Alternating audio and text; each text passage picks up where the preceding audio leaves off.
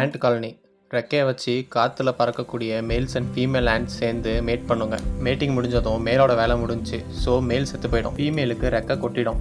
Female தனியால் ஒரு and காலனியவே உருவாக்கணும். ஒரு சின்ன பொத்தை கட்டி அதில் ஃபஸ்ட்டு பேட்ச் ஆஃப் எக்ஸை விடும். அதுலேருந்து வெளியே வர லார்வேக்கு ஃபீட் பண்ண இது வெளில போய் வேட்டையாடலாம் முடியாது. ஸோ அதோட ஓன் பாடி டிஷ்யூஸை டிசால்வ் பண்ணி அதையே சாப்பாடாக கொடுக்கும். இதுலேயே நிறைய எறும்புங்க தோற்றுருங்க. இதை சக்ஸஸ்ஃபுல்லாக பண்ணி முடிக்கிற எறும்புகளுக்கு first set of workers ant கிடைப்பாங்க.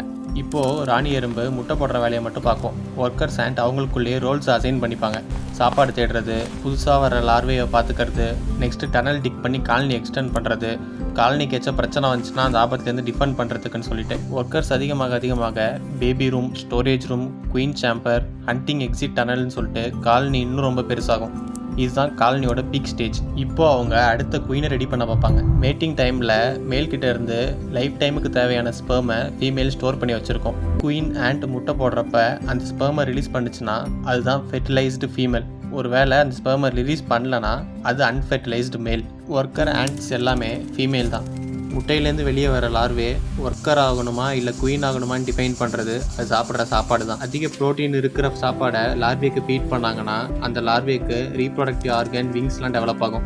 அந்த ஆண்ட் வெளியே பறந்து போயிட்டு மறுபடியும் மேல் கூட மேட் பண்ணி இன்னொரு புது காலனியை ஸ்டார்ட் பண்ணும். இப்போது கரண்ட்டில் இருக்கிற குயின் செத்து போச்சுன்னா இந்த காலனி அதோட எண்டுக்கு வந்துடும்.